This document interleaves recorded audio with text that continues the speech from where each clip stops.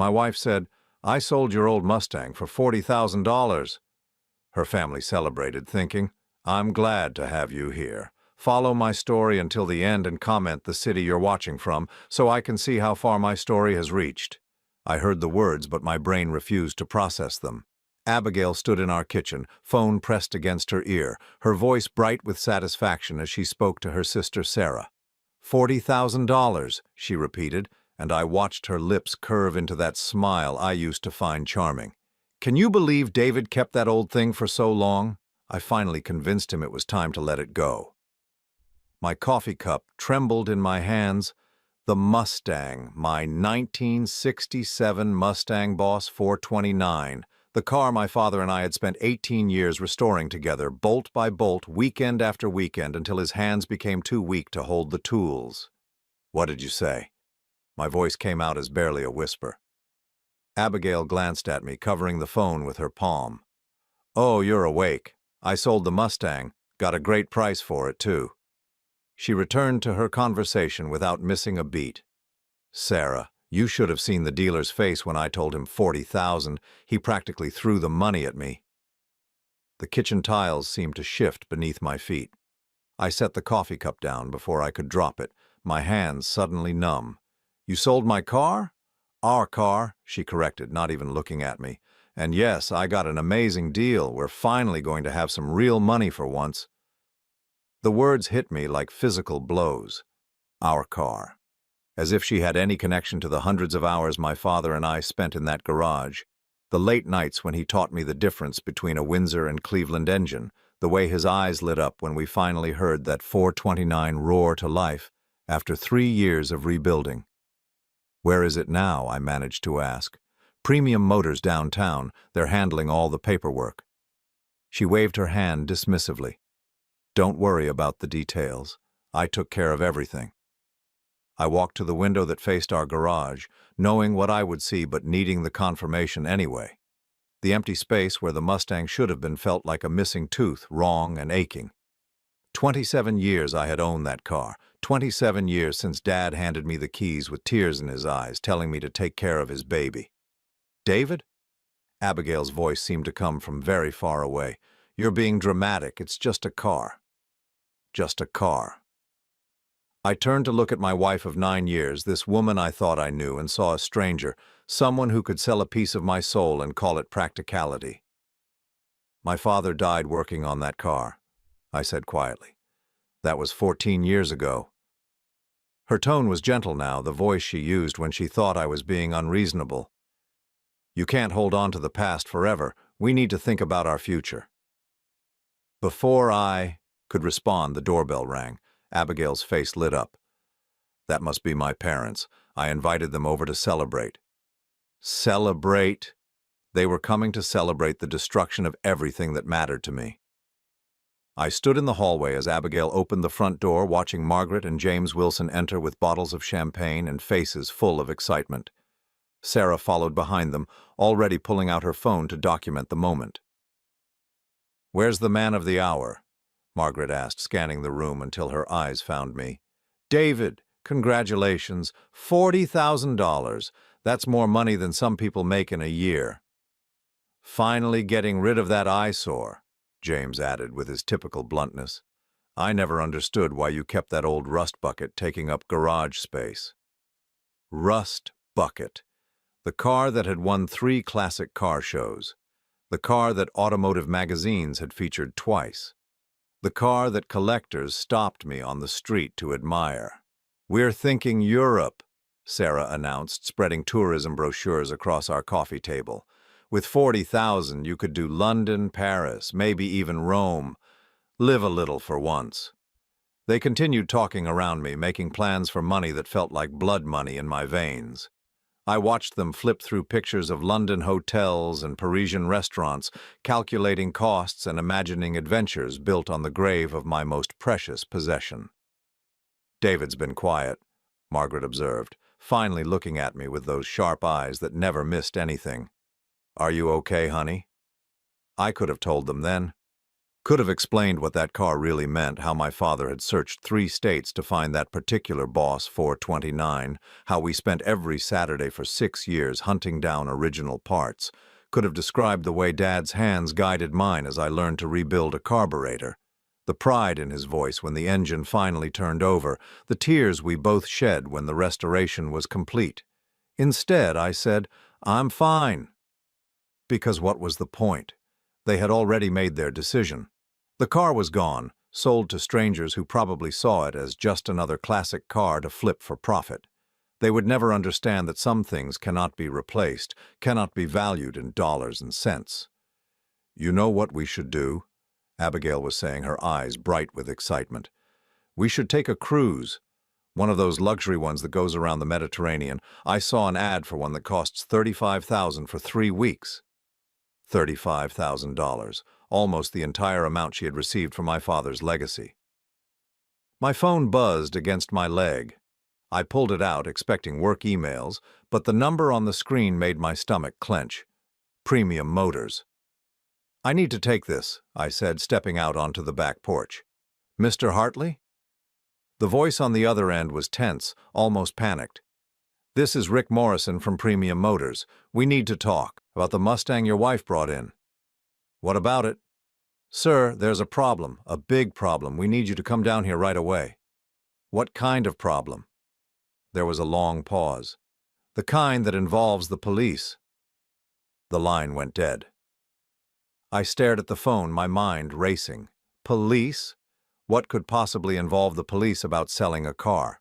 Through the patio door, I could see my wife and her family still planning their celebration trip, still spending money that apparently came with complications none of us had anticipated.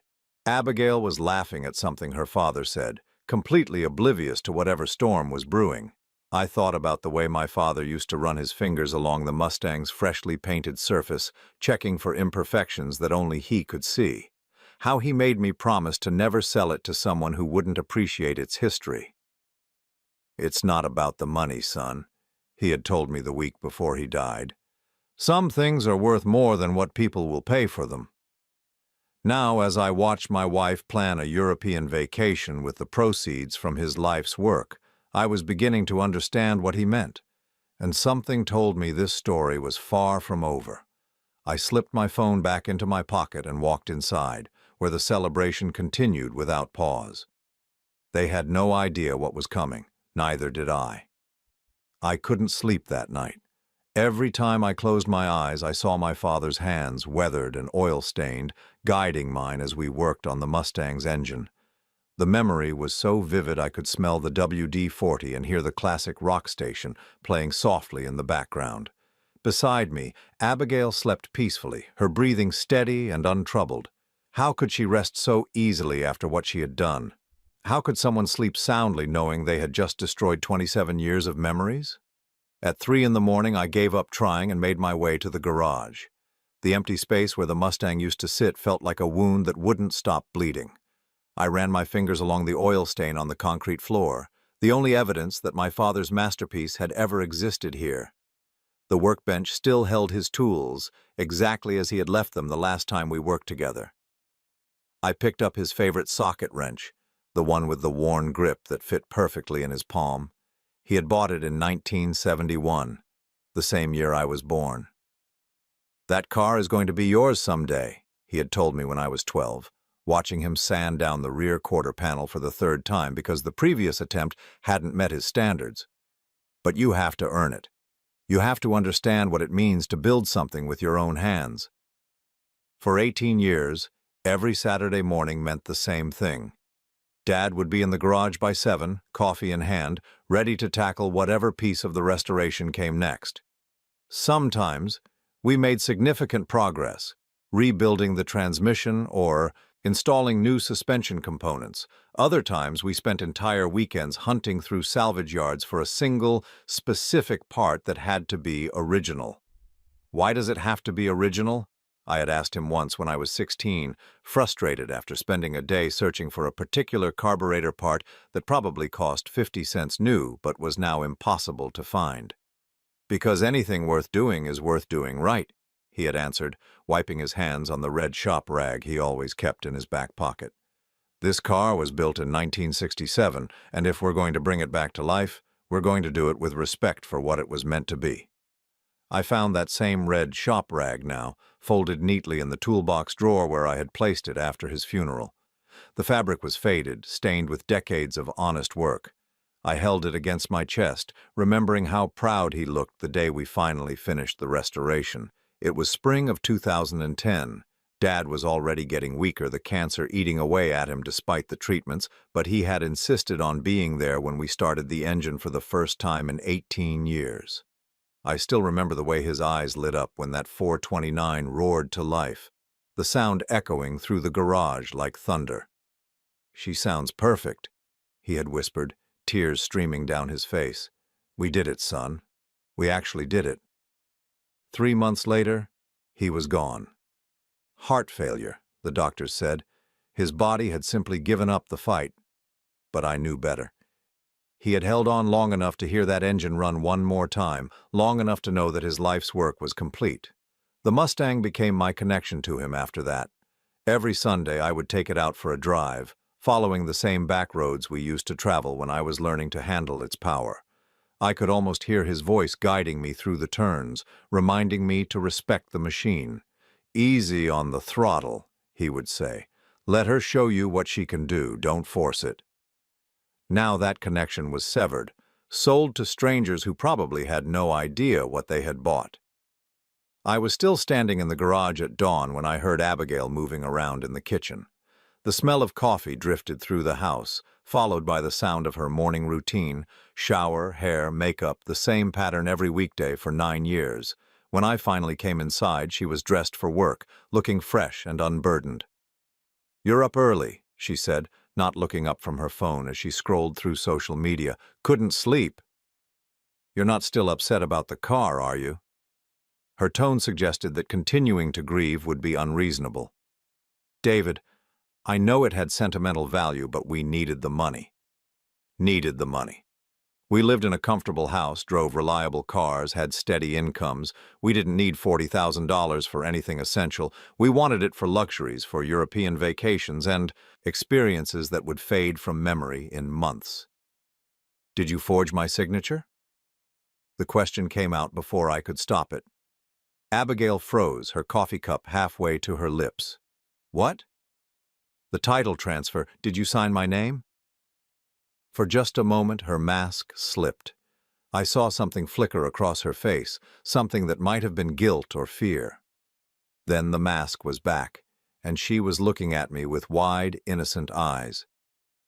"Of course not. I would never do something like that.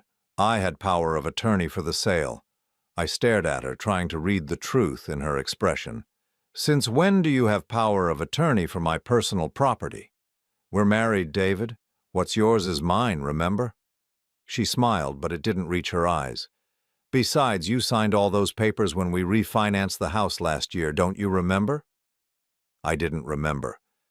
But then again, Abigail had handled most of the paperwork for the refinancing, bringing me documents to sign while I was distracted with work or watching television. Had there been a power of attorney buried in all those forms? Had she been planning this for over a year? "I should probably call Premium Motors," I said, watching her reaction carefully. "Why?" The word came out too quickly, too sharp. "To make sure everything went smoothly. It's a lot of money." "Everything's fine, David. They're professionals. You don't need to micromanage every little detail." But something in her voice told me she was lying.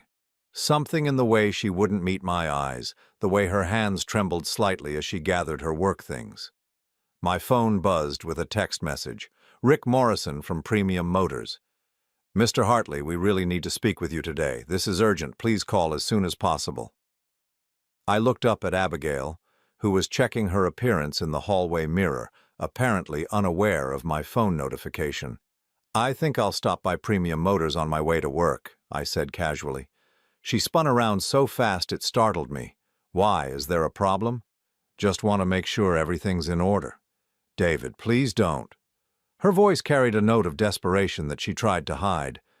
"You'll just embarrass yourself. Let me handle this. Let her handle this. The same way she had handled selling my father's car without asking, the same way she had apparently handled forging documents and lying about power of attorney. I think I can manage a simple conversation with a car dealer, I said. As I drove to Premium Motors that morning, my mind kept returning to the red shop rag in my father's toolbox. He had carried that rag every day for 40 years, through countless repairs and restorations. It represented something solid, something real in a world full of shortcuts and compromises. Abigail had never understood that. She saw the Mustang as an inconvenience, the garage as wasted space, my memories as obstacles to overcome. She had married me expecting to change me, to mold me into someone who valued the same things she did. The parking lot at Premium Motors was buzzing with activity when I arrived. Police cars flanked the entrance, and I could see men in suits moving through the showroom. My stomach dropped as I realized this was far worse than a simple paperwork problem. Rick Morrison met me at the front door, his face pale and sweaty despite the morning chill. "Mr. Hartley, thank God you're here. We have a situation." "What kind of situation?" He glanced around nervously, then lowered his voice. "Your wife's documentation for the Mustang. There are some serious irregularities. The police want to speak with you." As he led me inside, past the luxury cars and confused customers, I thought about the promise I had made to my father. I had sworn to take care of his car, to honor the work we had done together. I was beginning to realize that keeping that promise might require destroying everything else in my life. Detective Sarah Chen looked like someone who had seen everything, but even she seemed shaken as she led me into the conference room at Premium Motors. Her dark eyes studied my face with the intensity of someone trying to solve a puzzle. "Mr. Hartley, I need to ask you some questions about the 1967 Mustang Boss 429 that was brought to this dealership yesterday." "What's this about?" I asked, though part of me already knew the answer would change everything. She opened a manila folder and spread several documents across the table. "Let's start with this. Did you authorize the sale of this vehicle?" I looked down at the paperwork. There was my signature, or what appeared to be my signature, on a title transfer document. But something was wrong with it. The letters looked forced, unnatural. "I didn't sign this," I said quietly. Detective Chen nodded. "We suspected as much. Your wife brought the vehicle in yesterday claiming she had full authority to sell it, but when our forensics team examined the signature, it became clear this was forged." My chest tightened. Abigail hadn't just sold my father's car, she had committed fraud to do it. "There's something else," Rick Morrison said from the corner of the room. He looked like he hadn't slept in days. "Something we discovered after we started processing the paperwork." He placed a thick folder on the table, filled with what looked like appraisal documents and auction records. "Mr. Hartley, what do you know about your car's history?" "My father and I restored it over 18 years. It's a Boss 429, which makes it somewhat rare, but—" "Sir," Detective Chen interrupted gently, "this isn't just somewhat rare. According to our automotive expert, this is one of only 50 Boss 429 Mustangs ever produced with this specific engine configuration." The room started spinning. I gripped the edge of the table. "What does that mean?" Rick Morrison cleared his throat. "Mr. Hartley, your wife sold a car worth approximately $400,000 for $40,000. $400,000. The words echoed in my head like gunshots. I thought about Abigail's excitement over 40,000, her plans for European vacations, her family celebrating what they thought was a windfall. "That's impossible," I whispered. "We thought so too," Detective Chen said. "That's why we called in an expert from Barrett Jackson Auctions. He confirmed it. Your Mustang has what's called the Super Cobra jet engine with a specific transmission combination that makes it extraordinarily valuable to collectors." She slid a printout across the table. It was an auction listing from 6 months ago. A car identical to mine had sold for $425,000. "The documentation your father kept was meticulous," Rick added. "Original build sheets, restoration receipts, even photos of the process. This kind of provenance is what collectors pay premium prices for." I stared at the numbers, trying to process what I was hearing. My father had never mentioned the car's potential value. To him, it was never about money. It was about the work, the craftsmanship, the time spent together. But he had kept every receipt, every document, every piece of paper related to the restoration. Had he known? Had he understood what we were creating together but chose not to tell me? "Where is the car now?" I asked. "That's the problem," Detective Chen said. "Your wife's buyer was planning to flip it immediately. He's already contacted 3 different auction houses. When we informed him about the fraud investigation, he threatened to sue us for the difference in value." My phone buzzed. A text from Abigail. "How did the visit to the dealership go? Everything okay?" I showed the message to Detective Chen, who raised an eyebrow. "She doesn't know we've discovered the fraud yet," she observed. "What happens now?" "We need to arrest your wife for document forgery and fraud. The car will be held as evidence until the legal issues are resolved." "But Mr. Hartley, there's something you should know. Your wife isn't just facing criminal charges. The buyer is talking about suing for damages, claiming he was defrauded out of hundreds of thousands of dollars." I thought about Abigail at home, probably still planning her European vacation, her parents celebrating over champagne, Sarah making reservations for luxury hotels they couldn't actually afford. "How long have you known about the car's value?" Detective Chen asked. The question hung in the air. I looked at the auction records, the appraisal documents, the evidence of my father's careful documentation. Had I known? Deep down, had I always suspected there was more to the story? "I knew it was special," I said finally. "But my father never talked about money. He always said the value was in the work we did together." "Mr. Hartley," Rick Morrison said gently, "there's something else in your father's documentation, a letter addressed to you." He handed me a sealed envelope with my name written in Dad's careful handwriting. My hands shook as I opened it. "David," the letter began, "if you're reading this, it means someone has finally recognized what we built together. I never told you about the car's monetary value because I didn't want that to change how you felt about it. This Mustang represents 18 years of Saturdays, of shared dreams, of a father and son working side by side. No amount of money could capture that. But I also knew that someday people might try to take advantage of you. I documented everything, kept every receipt and record because I wanted to protect our work. The car is yours now, son. Don't let anyone convince you it's worth less than what it truly represents. The real value isn't in dollars. It's in the love we poured into every bolt, every carefully restored component. But if someone ever tries to steal that from you, make sure they understand what they're really taking. Love, Dad." I sat back in my chair, the letter trembling in my hands. My father had known. He had always known. And he had prepared for this moment, for someone who might try to destroy what we had built. Detective Chen was watching me carefully. "Are you all right, Mr. Hartley?" I folded the letter and put it in my pocket next to my heart. "What do I need to do to get my car back?"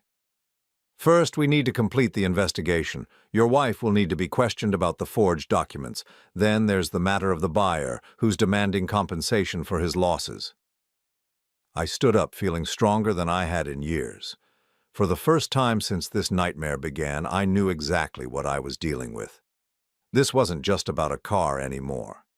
This was about justice, about honoring my father's memory, about standing up to people who thought they could take whatever they wanted. "Detective Chen, I want to press full charges against my wife for fraud, and I want my father's car back." She nodded. "We'll need you to come to the station later today to give a formal statement. And, Mr. Hartley, you should probably contact a lawyer. This is going to get complicated." As I drove home, I thought about the conversation I was about to have with Abigail. She was expecting me to return with simple confirmation that everything had gone smoothly. Instead, I was coming back with the truth about what she had tried to steal. $400,000, 18 years of work, a lifetime of memories. She had tried to sell all of it for a vacation to Europe. When I pulled into our driveway, I could see Abigail through the kitchen window, on the phone again, probably making more plans for money she no longer had any right to spend. I sat in my car for a moment, my father's letter still warm in my pocket. He had protected me, even from the grave. He had made sure I would have the weapons I needed for this fight. Now it was time to use them. Abigail was standing at the kitchen counter when I walked in, her phone pressed to her ear, her voice bright with excitement. "Yes, Mom. The travel agent said we could get the premium package for $38,000. It includes first-class flights and five-star hotels in London, Paris, and Rome." She turned when she heard my footsteps, her face lighting up with expectation. "How did it go at the dealership?" she asked, covering the phone. "Everything smooth?" I set my keys on the counter and looked at my wife of 9 years. Really looked at her. When had she become someone I didn't recognize? When had the woman I married turned into someone who could forge documents and lie so easily? "We need to talk," I said. Something in my tone made her pause. "Mom, let me call you back." She hung up and turned to face me fully. "What's wrong? You look upset." "The police were at Premium Motors, Abigail." The color drained from her face so quickly I thought she might faint. She gripped the edge of the counter, her knuckles turning white. "Police? What did they want?" "They wanted to know about the forged signature on the title transfer." She opened her mouth, then closed it, then opened it again like a fish gasping for air. "I don't know what you're talking about." "The signature isn't mine, Abigail. They had a forensics expert examine it." "That's ridiculous. Of course it's your signature. I watched you sign it." But her voice was shaking now, and she couldn't meet my eyes. I pulled out my phone and scrolled to the photos Detective Chen had let me take of the paperwork. "This is what you submitted to the dealership. Look at it." She glanced at the screen, then immediately looked away. "I don't see anything wrong with it." "You forged my name to sell my father's car." "I did not forge anything." The denial came out too loud, too desperate. "I had every right to sell that car. We're married. What's yours is mine." "Not when it comes to fraud, Abigail, not when it comes to stealing." She stepped back as if I had slapped her. "Stealing? How dare you accuse me of stealing from you? I'm your wife." "My wife wouldn't have done this." The words hung between us like a blade.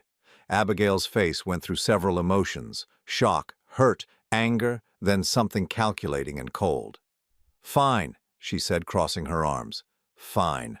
Maybe I did sign your name, but you would have said yes anyway. You always let me handle the paperwork." "I would have said no, and you knew it. That's why you didn't ask." "Because you're too sentimental. You hold on to things that serve no purpose. That car was just sitting in the garage collecting dust, while we could have been living our lives." "Living our lives, or taking expensive vacations? What's wrong with wanting nice things? What's wrong with wanting to travel and see the world instead of staying home every weekend, polishing a car that nobody even sees?" I stared at her, finally, understanding the depth of the chasm between us. To her, the Mustang had always been just an object, an inconvenience that took up space and attention she thought belonged to her. "There's something else you should know," I said quietly. "What now?" "The car you sold for $40,000, it's worth $400,000. The silence that followed was deafening. Abigail blinked slowly, as if trying to process words spoken in a foreign language. "What did you say?" $400,000. It's one of 50 cars ever made with that engine configuration. The experts at Barrett-Jackson confirmed it. She staggered backward, hitting the kitchen island. "That's not possible." "It's completely possible. My father kept meticulous documentation, every receipt, every restoration record. The provenance makes it extremely valuable to collectors." Abigail's breathing became rapid and shallow. But you never said. You never told me it was worth." "Because I didn't know the exact figure, but more importantly because it was never about the money."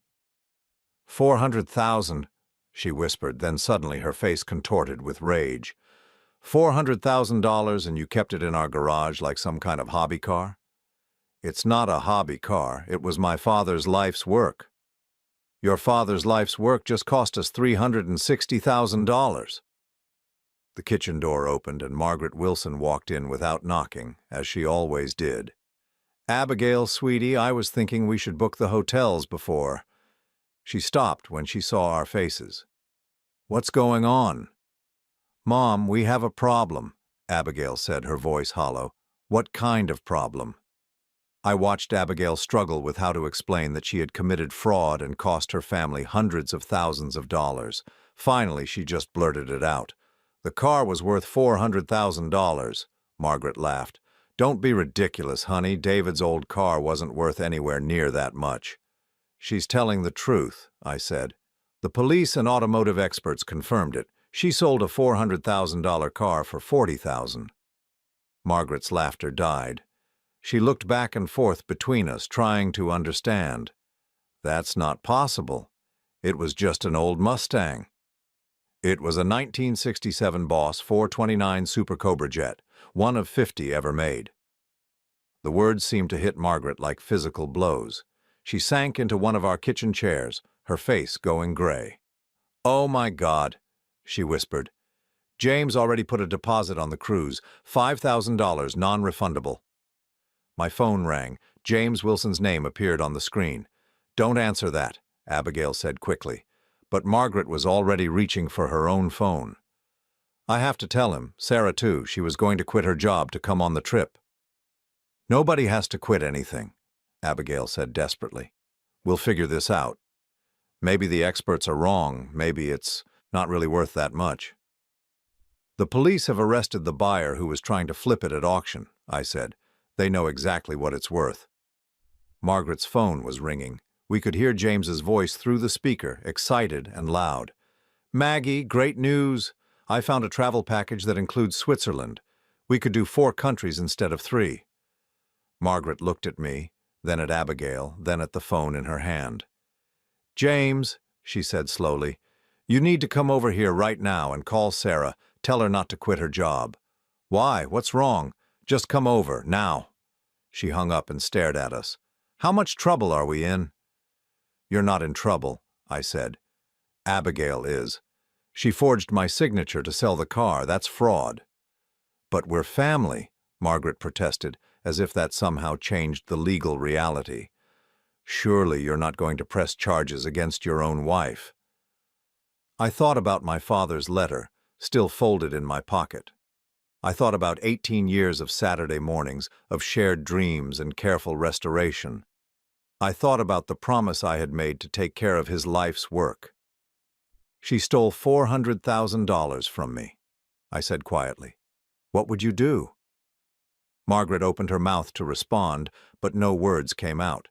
Because we all knew what any reasonable person would do. The front door opened and James Wilson's voice echoed through the house. "Where is everyone? Maggie, you sounded strange on the phone." He appeared in the kitchen doorway with Sarah right behind him, both of them carrying travel brochures and looking excited. "We've been looking at tours of Tuscany," Sarah announced. "Dad thinks we could add Italy to the trip without going too far over budget." She stopped when she saw our faces. "What's going on?" James asked. Margaret looked at her husband and daughter, these people she loved who had been celebrating their good fortune just hours ago. "The car wasn't worth $40,000, she said simply. "So what was it worth?" James asked. $400,000.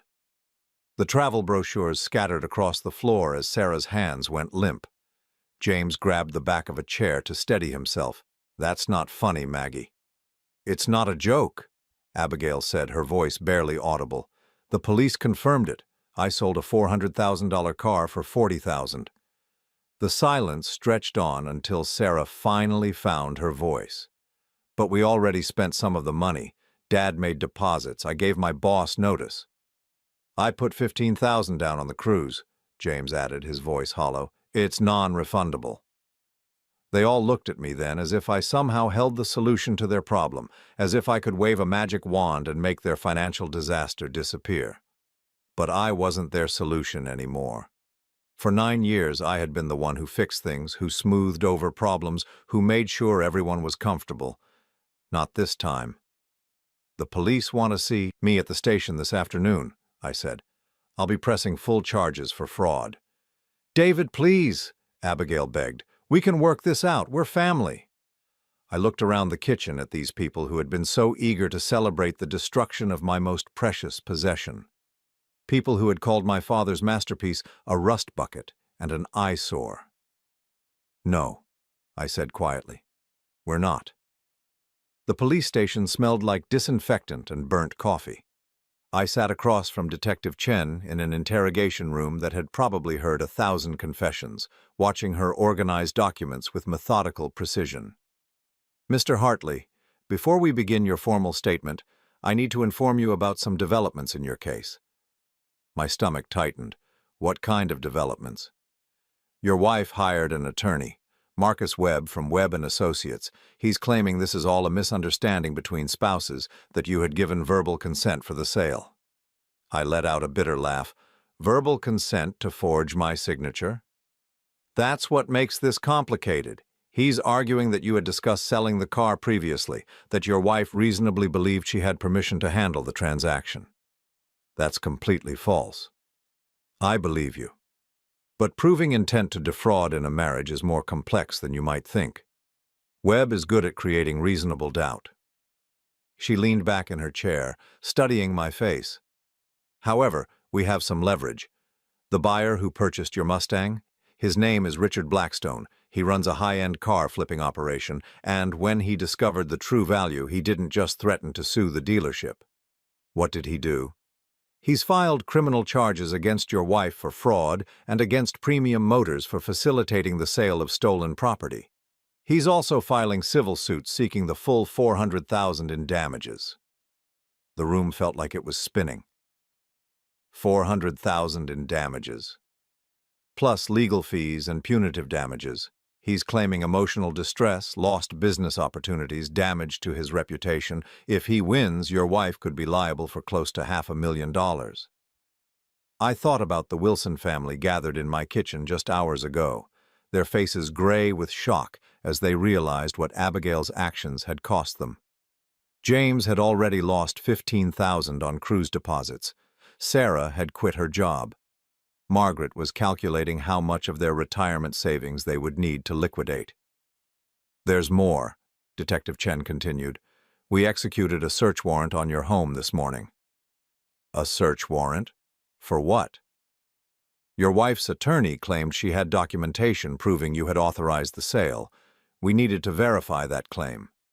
She slid a manila envelope across the table. "We didn't find any such documentation, but we found these." I opened the envelope and felt my blood turn cold. Bank statements, investment portfolios, insurance policies, all in Abigail's name only, some dating back 3 years. "Your wife has been systematically moving assets out of joint accounts," Detective Chen explained. "The house refinancing you mentioned, she didn't just add a power of attorney clause, she also removed your name from the deed." My hands shook as I flipped through the documents, checking accounts, savings, even my retirement fund. Abigail had been stealing from me for years, planning this moment when she could cash out and disappear. "How is this possible? I never signed papers removing my name from the deed." "That's what we're investigating. It appears your signature was forged on multiple documents over the past 3 years. Your wife didn't just steal your car, Mr. Hartley. She's been systematically stealing your entire financial life." I set the papers down before I could crush them in my fists. "How much?" "Approximately $280,000 in assets that should have been jointly owned." $280,000. Combined with the car, Abigail had stolen over $600,000 from me. The woman I had trusted, slept beside, shared my life with for 9 years. "We need your permission to expand the fraud investigation," Detective Chen said. "This goes far beyond one forged signature." I nodded, unable to speak. My phone buzzed with a text message. Margaret Wilson. "David, please call me. We need to talk."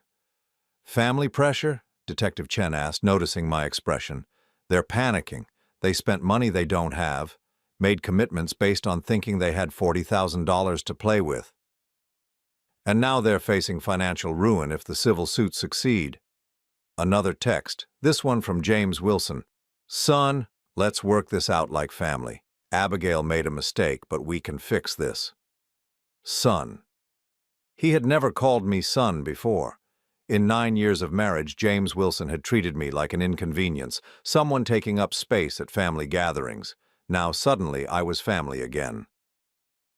"They're going to keep pressuring you," Detective Chen warned. "People facing financial destruction can become desperate." As if summoned by her words, my phone rang. Sarah Wilson's name appeared on the screen. "I should take this," I said. "Sarah?" "David, thank God. Listen, we need to meet, all of us. There has to be a way to fix this." "There's nothing to fix, Sarah. Abigail committed fraud." "But we didn't know. None of us knew the car was worth that much. You can't destroy an entire family over a mistake." "She didn't make a mistake. She forged my signature and stole my property. That's not a mistake, it's a crime." "David, please." "Dad put $15,000 down on the cruise. Mom cashed in her CDs to pay for the European hotels. I quit my job. If those civil suits go through, we'll lose everything." I closed my eyes, trying to block out the desperation in her voice. "You should have thought about that before celebrating the destruction of my father's life's work. We didn't know. You knew it mattered to me. You called it a rust bucket. You laughed about getting rid of an eyesore. You never asked what it meant to me. You just assumed you had the right to profit from its destruction." There was silence on the other end of the line. "Sarah, I'm not responsible for fixing the consequences of Abigail's crimes. She's your wife." "Not for much longer." I hung up and looked at Detective Chen, who had been listening to the conversation with interest. "Family loyalty is a powerful weapon," she observed. "They're going to keep trying to make you feel guilty for protecting yourself." "I know. Are you prepared for that pressure? It's only going to get worse when the criminal charges are filed officially." Before I could answer, my phone rang again. This time it was Abigail herself. "David, where are you?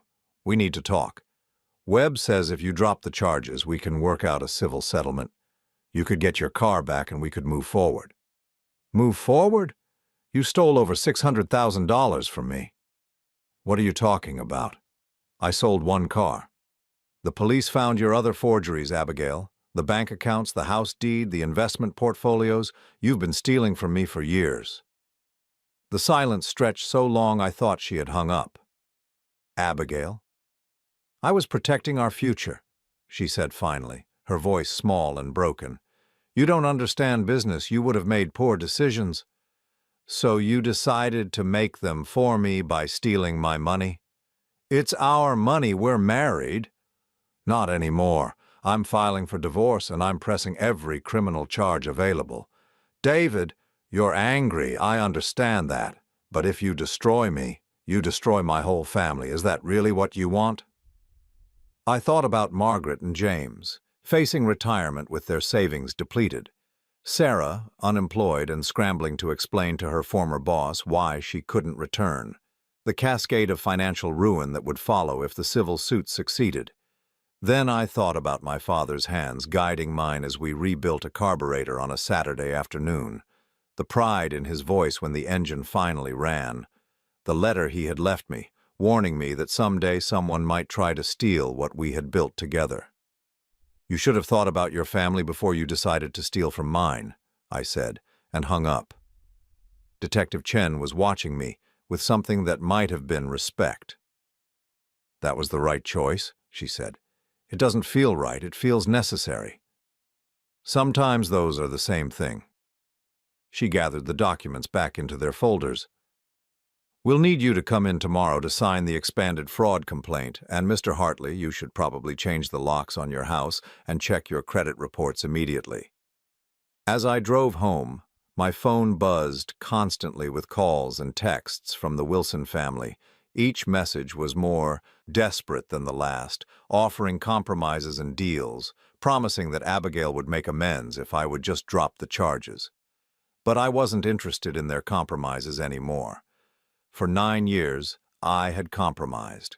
I had accepted their dismissive attitude toward my interests, their assumption that my feelings mattered less than their convenience. I had smiled and nodded when they mocked the things I cared about. The compromise had been entirely one-sided, and I was done.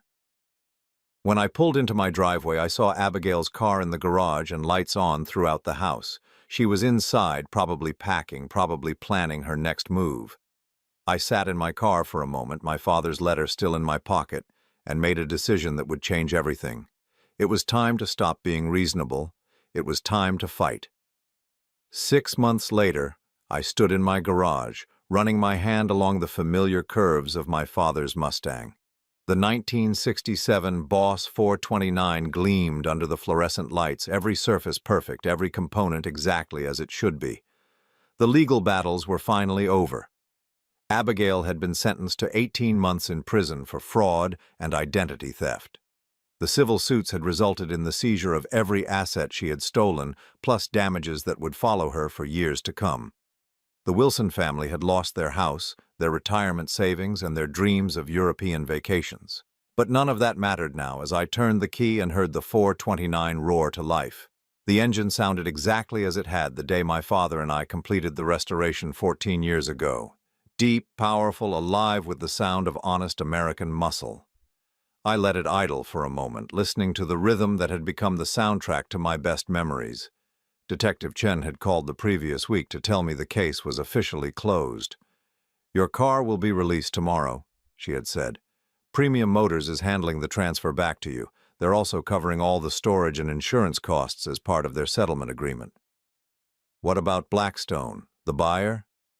"He dropped his civil suit against you once we proved the fraud charges. Turns out he's had his own legal problems with questionable car transactions. He didn't want the scrutiny." I had driven to Premium Motors that morning, my hands shaking slightly as Rick Morrison handed me the original keys. The same keys my father had pressed into my palm 27 years ago, telling me to take care of his baby. "I'm sorry for everything you went through," Rick had said. "We never should have processed that sale without verifying the documentation more carefully." "You weren't the one who committed fraud," I had replied.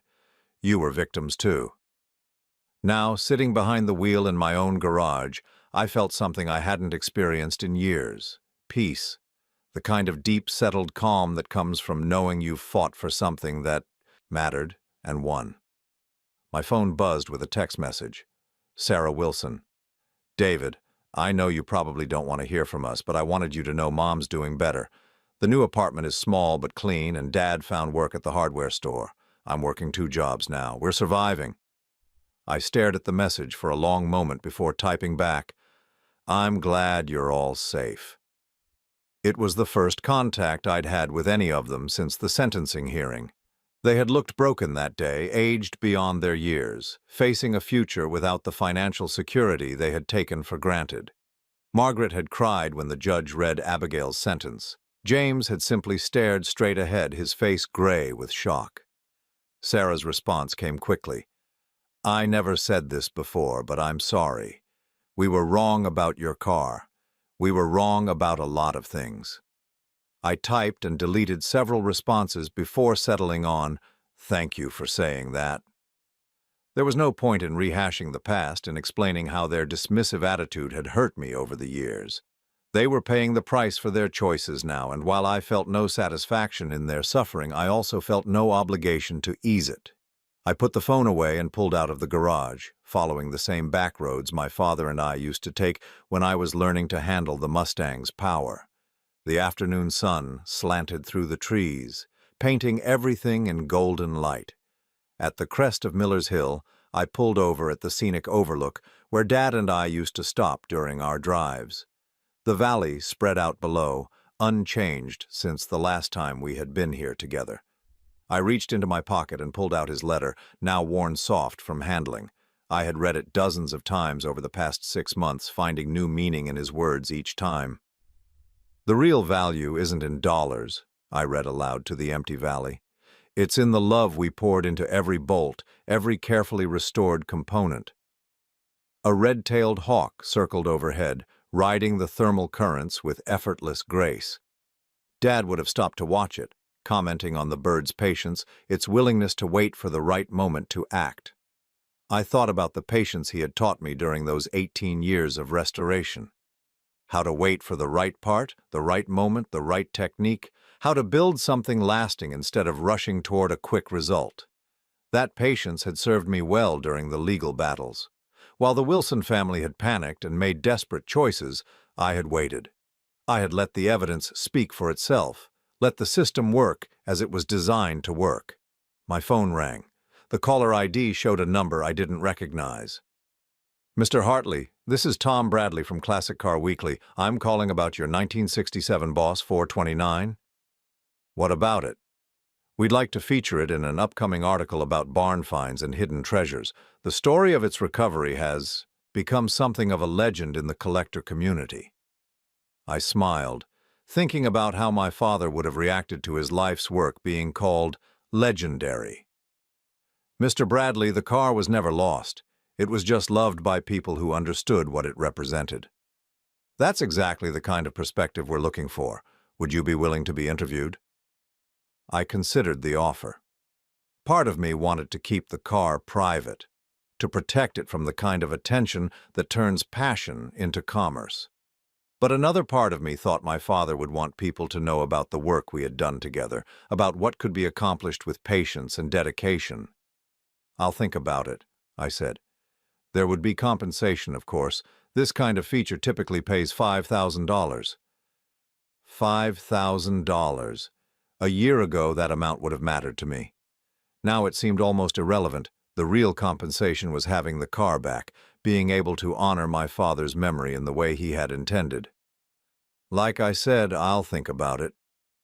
After I hung up, I sat in the driver's seat watching the sun begin its descent toward the horizon. Tomorrow was Saturday. For the first time in 6 months, I would be able to spend it the way my father and I always had, in the garage, working on something that mattered. The Mustang didn't need any major restoration work, but there were always small things to maintain, adjustments to make, surfaces to clean and polish. The kind of meditative work that connected me to 18 years of shared Saturday mornings. I started the engine and pulled back onto the road, heading home through the gathering twilight. The Mustang's headlights cut through the dusk as I drove past the house where Abigail and I had lived together, now empty and for sale. The Wilson family had moved to a small apartment across town, their dreams of European travel replaced by the reality of rebuilding their lives. I felt no satisfaction in their downfall, but I also felt no guilt. They had made their choices, just as I had made mine. The difference was that my choices had been based on love and respect, while theirs had been based on greed and dismissal. When I pulled into my new driveway, a small house with a large garage, perfect for my needs, I sat for a moment in the car, listening to the engine tick as it cooled. Through the garage windows, I could see my father's workbench exactly as he had left it, waiting for Saturday morning to arrive. I reached into my pocket and pulled out the red shop rag I had found in his toolbox, that first terrible morning when I discovered the Mustang was gone. The fabric was still stained with decades of honest work, still carried the faint scent of motor oil and WD-40. Tomorrow I would use it to polish the chrome bumpers, to wipe down the engine bay, to maintain the car that had become the bridge between my father's legacy and my own future. I turned off the engine and stepped out of the car, my hand trailing along its perfect surface. In the silence of the garage, I could almost hear my father's voice, patient and encouraging, guiding me through the next phase of our shared journey. The car was home. I was home. And for the first time in years, that was enough. I walked into the house, leaving the garage light on so the Mustang wouldn't sit in darkness. Through the kitchen window, I could see it gleaming under the fluorescent bulbs, patient and beautiful and exactly where it belonged. On the refrigerator, held by a simple magnet, was my father's letter, not the one from his final documentation, but an older one he had written to me when I was 25, just before he got sick. "Son," it read, "the most important thing I can teach you is that some things in this world are worth fighting for, not because they're valuable, but because they represent something that can't be replaced. Love, honor, integrity. These things have to be defended sometimes. I hope you never have to learn that lesson the hard way, but if you do, I know you'll make the right choice." I had made the right choice. and now finally I was free.